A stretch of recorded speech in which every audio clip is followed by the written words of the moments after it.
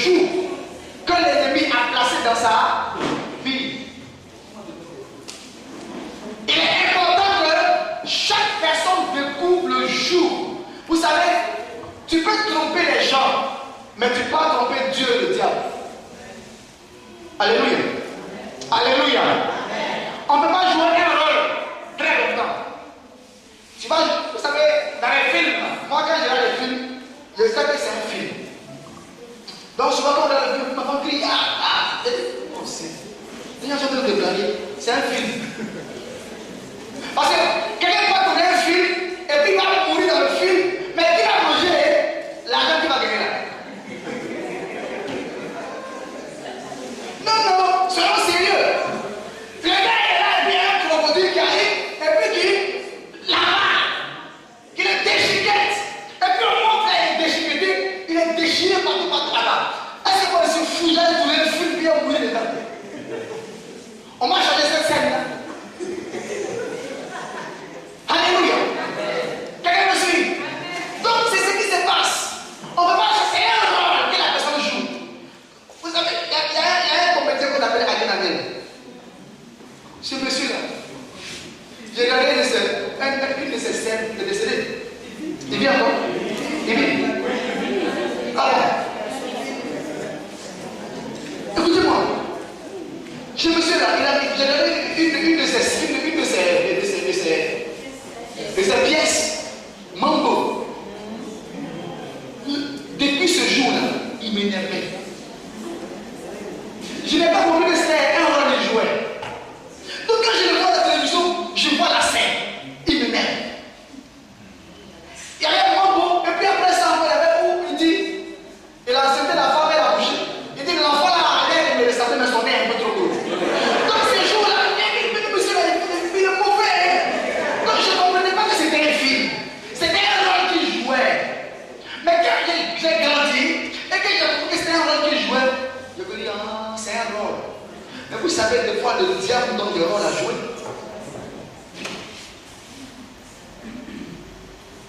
Dis à ton voisin, est-ce que tu sais que le diable donne des rôles à jouer à les gens? Alléluia. Il y a des rôles que les gens jouent. Mais on ne peut pas jouer un rôle longtemps. Tu seras découvert un jour. Tu peux te cacher dans le rôle. Mais un bon jour, tu seras dévoilé. Quelqu'un me suit? Quelqu'un me suit? Tu peux paraître bon aux yeux des gens. Tu peux même marcher d'une manière devant les gens. Ils vont t'apprécier, mais un bon jour, le rôle là, on va découvrir ton véritable visage. C'est ce que le diable fait. Des fois, il nous fait paraître. Et puis après, notre vrai visage sort maintenant. C'est bon? Alléluia. Lamentation chapitre 5. Je lis. À partir du verset 1. Souviens-toi, Éternel, de ce qui nous est arrivé. Le verbe à quel temps? Au futur? Non, de ce qui nous est arrivé dans le passé. On est d'accord? Regarde, vois notre opprobre. Le verbe à quel temps? Présent. Donc ce qui est passé agit. Donc ce que je vis maintenant là est ce qui s'est passé dans le passé. Il dit quoi? Éternel, souviens-toi de ce qui nous est arrivé. Qu'est-ce qui t'est arrivé? Et continue, vois notre opprobre. Et maintenant, il va détailler l'opprobre. Écoutez-moi, l'opprobre, c'est une grande humiliation, une grande honte. C'est le top de la honte. Quelqu'un me suit? Il dit, notre héritage a passé à des étrangers. Nos maisons à des inconnus. Nous sommes orphelins sans père. Nos mères sont comme des veuves. Nous buvons notre eau à prix d'argent. Nous payons notre bois. Nous sommes poursuivis. Comment?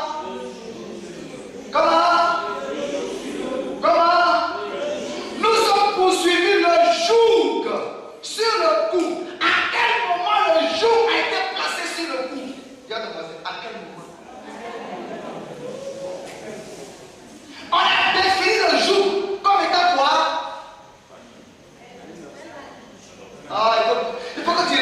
est à l'introduction. Il faut que tu retiennes. C'est quoi un jour? Poli. C'est pas tricherie, poli. C'est quoi un handicap? Tout. Reprends, faut le lire. C'est quoi un jour? C'est toute chose que l'ennemi a fait dans notre vie pour empêcher de progresser. C'est un handicap. On est d'accord? Oui. Elle est d'accord, elle est écrite. Donc le jour, c'est toute chose que l'ennemi a fait ou placé dans notre vie. Le verbe à quel temps?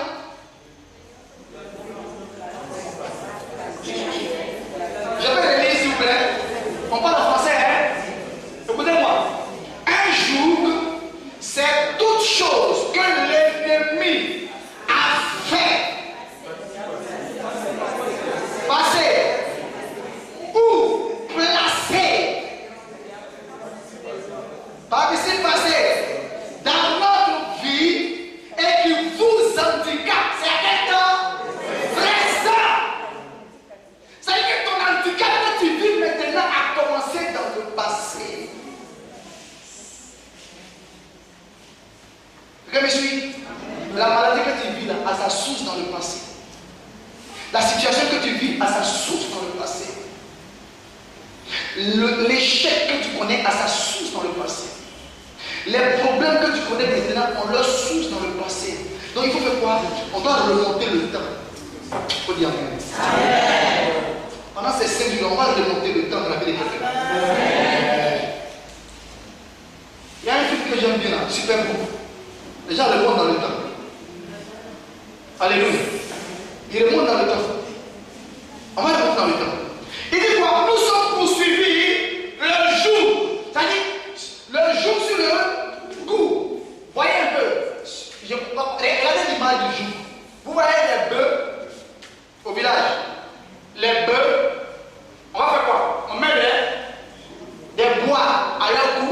On peut mettre 2 bœufs à côté là. On est d'accord? Et puis on met des bois à leur cou. Et puis c'est bien enchaîné. Il y a un au-dessus, il y a un en bas. Et puis c'est bien fermé là. Et puis il y a un autre bois qui pend. Quelqu'un me suit? Qui est vertical. Donc il y a d'abord 2 bois horizontaux. Et puis il y a un bois là. Oh, ça ressemble à la croix ça. Ça ressemble à la croix. Porter sa croix. Alléluia. Et ces bœufs là, on va atteler à ces bœufs là une charge.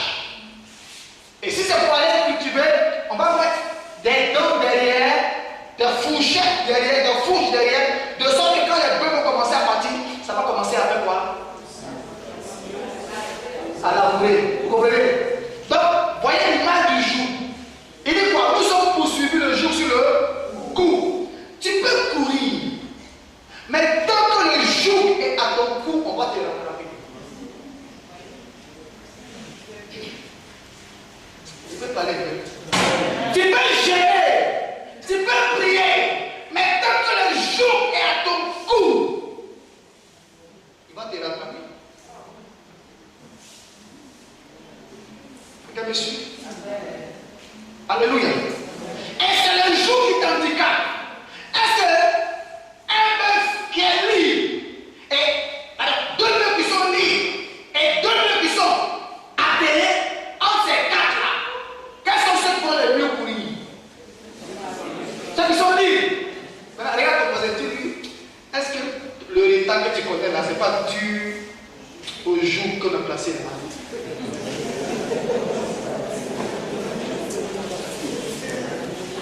Alléluia. Amen. Alléluia. Amen. Et maintenant, il va dire comment le jour a été placé. J'aime ce test-là. Ce test est très profond. Le dimanche, maman a prêché dessus. Il est très profond ce test-là. Vous voyez, il a parlé d'abord du passé. Maintenant, il a parlé du présent, l'handicap. Et puis, il a expliqué la vie qu'il vit. Maintenant, il va vous expliquer maintenant comment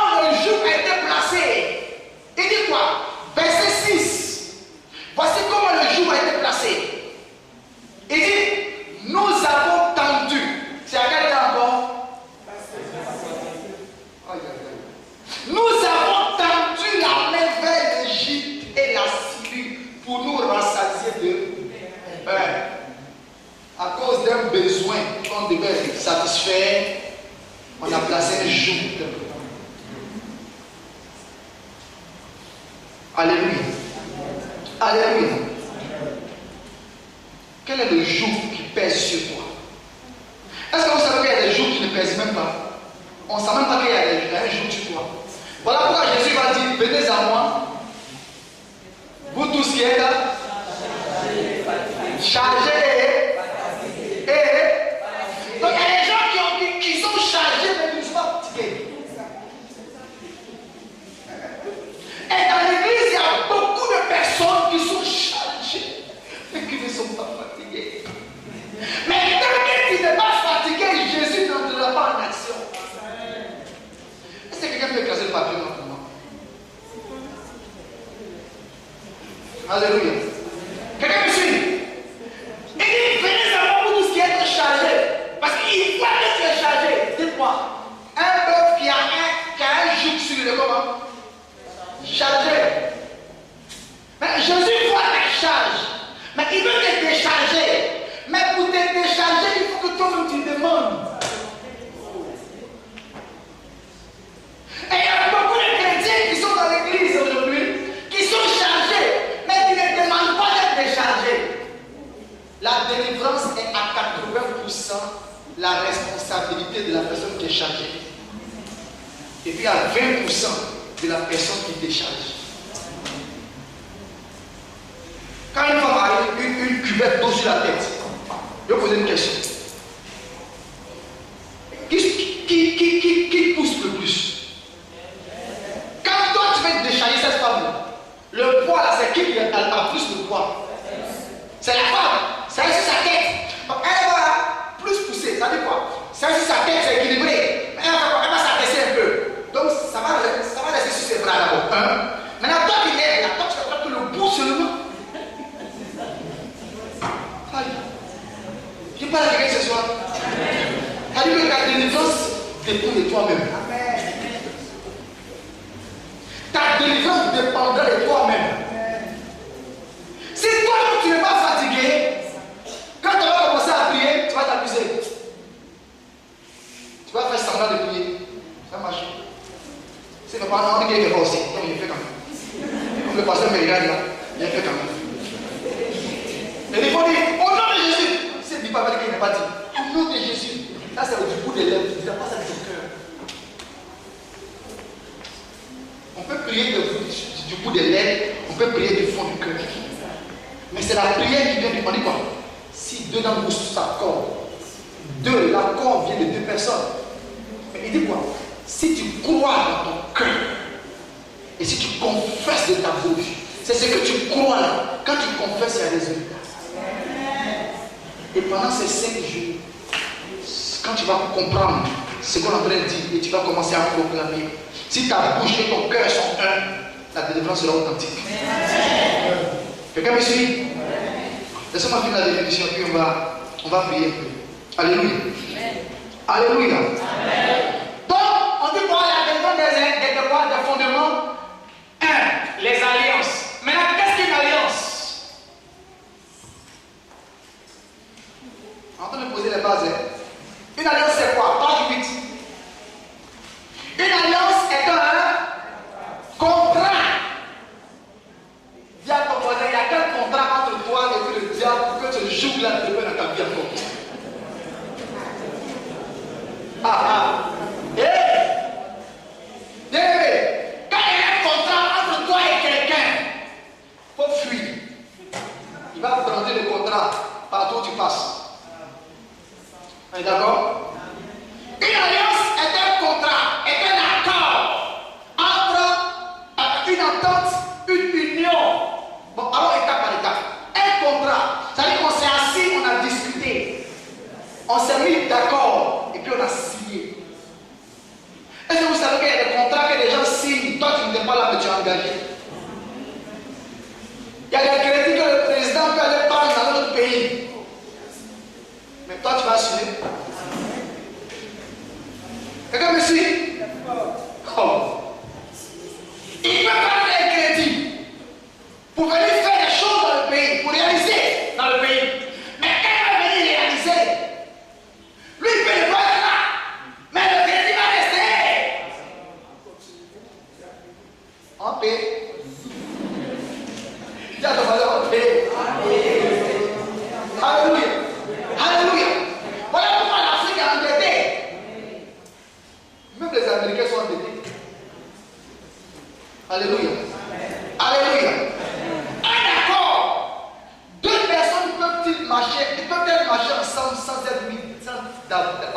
auparavant, cette fille, d'accord, jamais.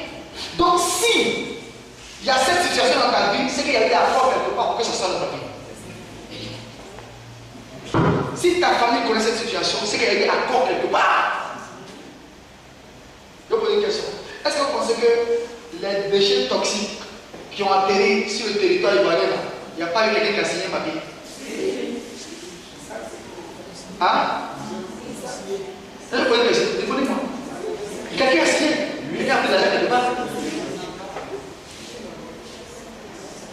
Maintenant, dis-moi, la maladie héréditaire que vous portez là-haut, est-ce que quelqu'un a signé quelque chose quelque part? La souffrance que toi tu vis là, quelqu'un n'a pas signé quelque chose quelque part par hasard? On dit c'est dur. Une alliance est une entente. On s'est assis, on s'est entendu. Une alliance est une union. Là, on parle de mariage maintenant. Avant d'arriver devant le maire, pour s'unir, on a marché un peu ensemble. Amen. On s'est menti, on s'est dit la vérité, on a caché certains côtés de notre vie. Vous savez souvent, c'est qu'après le mariage, on découvre la vraie face d'une personne. Après le mariage, la personne, quand tu vas sortir, non, ça fait rien, chérie, ça fait rien. Laisse, ça fait rien. Ah, chérie, tu m'as donné le matin, vraiment, je suis allé marcher, normalement, je vais dépenser seulement 25 000 francs, mais j'ai dépensé tous les 100 000 francs. Non, ça fait rien, chérie. Mon argent, c'est ton argent, ça fait rien. Mais après, quand on rentre dans le mariage, et puis maintenant, tu as donné 2 000 francs, tu dépenses 800 francs, tu vas même mettre 100 francs. La vraie face sort. Le vrai visage sort. Tu ne connaissais pas? On ne dépasse, on a caché ça.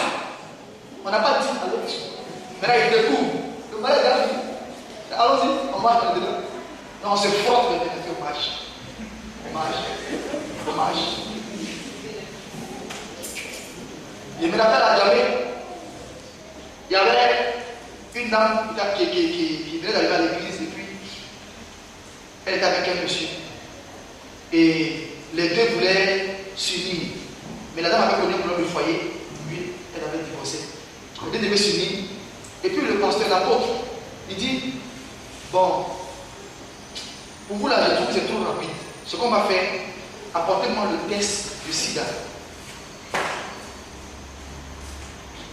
Il n'avait jamais demandé ça à des futurs mariés. Il dit, apportez-moi un test de sida, un bulletin.